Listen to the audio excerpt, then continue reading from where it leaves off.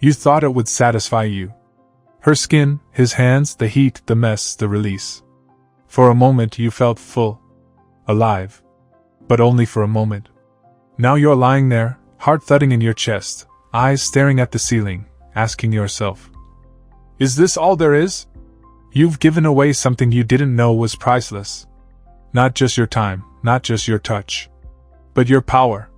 That fire inside of you. The one that can build cities, birth empires, move mountains. You just leaked it for a few seconds of pleasure, a few minutes of validation. And now you're empty again. Not because sex is bad, but because your energy has no direction. And if you don't master your sexual energy, it will master you. It will keep you broke, distracted, numb, and addicted. But if you do master it, you can become dangerous. You can transmute lust into legacy, desire into discipline, pleasure into power, and wealth. That becomes the inevitable side effect of the fire you choose not to waste.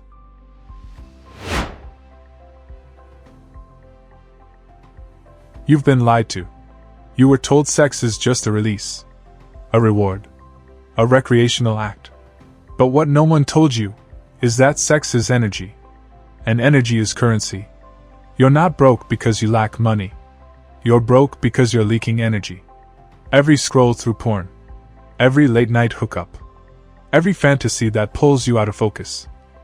It's costing you, not just time, but potential. Because that same energy, if held, cultivated, transformed, can drive your ambition, sharpen your creativity, magnetize your presence, and attract real wealth. Napoleon Hill called it the most misunderstood force in existence. In Think and Grow Rich, he wrote, "Sex energy is the creative energy of all geniuses. There never has been, and never will be, a great leader, builder, or artist who was not highly sexed.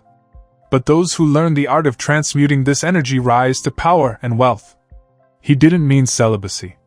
He meant transmutation. Turning base desire into higher creation. Lust into legacy. And if you're willing, I'll show you how to do it. They don't talk about this part in school. Not in business classes. Not in finance books. Not in polite company. But Napoleon Hill, he didn't shy away from it. In fact, he put it at the core of his philosophy in Think and Grow Rich, buried deep in Chapter 11. The Mystery of Sex Transmutation. He said that sexual energy, when redirected, becomes the fuel of the greatest leaders, inventors, and wealth builders in history. But here's what most people miss. Hill wasn't just talking about being motivated. He was talking about reprogramming your entire nervous system to channel that energy upward, into genius. You think Edison just invented light because he was smart? You think Henry Ford industrialized the modern world because he was lucky? No. Hill studied these men, and he noticed something eerie. They were all what he called highly sexed individuals. They had intense desires, strong drives, fiery energy. But they didn't lose themselves in it. They transmuted it. They learned to take that same burning need, the one you feel late at night, the one that makes your hands itch and your mind race, and instead of letting it explode in a few moments of pleasure, they turned it into gold. And that's your turning point too. You either keep giving your power away, or you learn to hold it, build it, own it. Because the man, or woman, who masters their sexual energy becomes magnetic, becomes unstoppable, becomes wealthy, not just in money, but in mind, body, and soul. Carl Jung had another name for sexual energy: libido. But for Jung, libido wasn't just about sex. It was the raw psychological energy behind all desire, all ambition, all creation. Jung said, "Libido is appetite in its natural state. It is the will to live, the urge to exist, the force that drives us toward becoming. You feel it when you ache for success. When you yearn to create something bigger than yourself. When your soul knows it was meant for more. That's libido. That's life force. But here's the thing, if your libido is constantly drained through meaningless sex, porn, or fantasy, you'll stay stuck in survival mode." Jung believed the shadow, the dark, hidden part of you, holds your unclaimed power, your undirected libido. That means the part of you that obsesses over lust is also the part of you that can build an empire, if only you dared to face it. You don't need to eliminate your desire. You need to integrate it. Because once your shadow is brought into the light, once your sexual energy is not feared but owned, you become whole. And a whole person is a powerful person. You've been told that abstinence is weakness. That if you don't indulge, you're repressed. That holding back is unnatural. But what if they've got it backwards? What if abstinence isn't about denial, but about accumulation? Think about it. Every time you withhold that release, every time you pull back from the edge, every time you feel that overwhelming fire and choose not to collapse into it, you're building something. Heat, power, pressure, focus. And it's not just theory. Real-world entrepreneurs, visionaries, athletes, and artists have practiced this in secret for centuries. They knew that sexual abstinence, when intentional, not from shame, but from purpose, is a way to store energy. Not to repress it, but to refine it. Napoleon Hill hinted at this when he said, "When driven by this desire, men develop keenness of imagination, courage, willpower, persistence, and creative ability unknown to them at other times. When you refrain, you begin to glow. Your eyes become sharper. Your voice gains weight. Your walk carries purpose. Why? Because you're no longer wasting your fire on cheap friction. You're building your magnetism. The wealth you're chasing out there? It starts in here. In the furnace of your own body. And when you learn to contain that fire without letting it consume you, you become untouchable." The ancient Taoists knew something modern society forgot. Sexual energy is spiritual energy. And if you can master your breath, your body, and your seed, you can master your reality. In Taoist sexual alchemy, the idea was simple but profound. Don't release. Circulate. Instead of letting your energy spill outward, you draw it inward. Up the spine, through the chakras, into the brain. They called it the microcosmic orbit. A meditative loop of life force flowing through your system, charging you like a battery.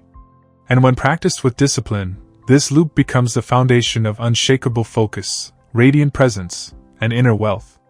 Tantric sages in India taught something similar. That through breath, presence, and sacred attention, you could transform raw lust into divine consciousness. This isn't about suppression. It's about sublimation. The act of transforming desire, not into repression, but into power. When you feel that sexual urge rise inside you, don't run from it. Don't act on it blindly. Instead, sit with it. Breathe into it. Direct it. Close your eyes. Feel the heat in your loins. Inhale deeply.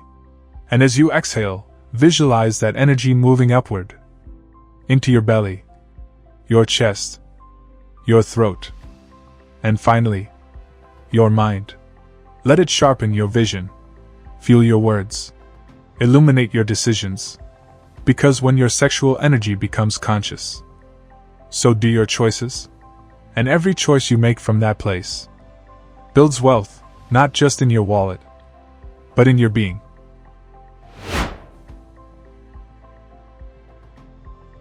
You've been told to chase women, chase success, chase money. But the moment you chase, you signal lack. The moment you radiate, you attract. Women and wealth are not goals. They are magnets that respond to your internal frequency. And sexual energy? It's the magnetism. When you stop wasting your energy and start containing it. When your aura sharpens. When your eyes carry fire instead of hunger. You stop chasing, and everything starts coming to you. You've seen it before. That man who doesn't speak much, but walks into a room and heads turn. He's not trying. He's transmitting. Because when a man is full of unspent, directed energy, he becomes irresistible. And not just to women. Opportunities come faster. Deals close smoother. Mentors appear. Why? Because life responds to the frequency you emit. And your sexual energy is the deepest frequency you carry. Most men pour theirs down the drain. But when you channel it, you no longer need to prove anything. You become the proof. Women feel it in your body language. Wealth feels it in your confidence. And the world opens doors to those who burn from within. Wealth is not just about money. It's about energy management. The rich don't work harder. They focus better. They direct their fire instead of leaking it. And that's where you begin. Every day, you wake up with a choice. Spill your fire for a moment's release. Or contain it, and build a life that others only dream of. You take that energy and pour it into building your body, mastering your mind, creating your craft, strengthening your income, shaping your purpose. You no longer give away your fire for free. Every time you hold back from instant gratification, you're not losing anything. You're investing. That tension in your chest, that hunger in your loins, that's creative pressure. And if you can carry that fire without running, it will burn away your weakness, light your ideas, and forge your empire. The goal is not to suppress your sexual energy. It's to transmute it into books, into businesses, into beauty, into art, into impact. That's what Napoleon Hill saw. That's what Jung hinted at. That's what the sages and mystics whispered about in temples, caves, and hidden texts. The fire within you is not sinful. It's sacred. You don't need to be ashamed of it. You need to own it.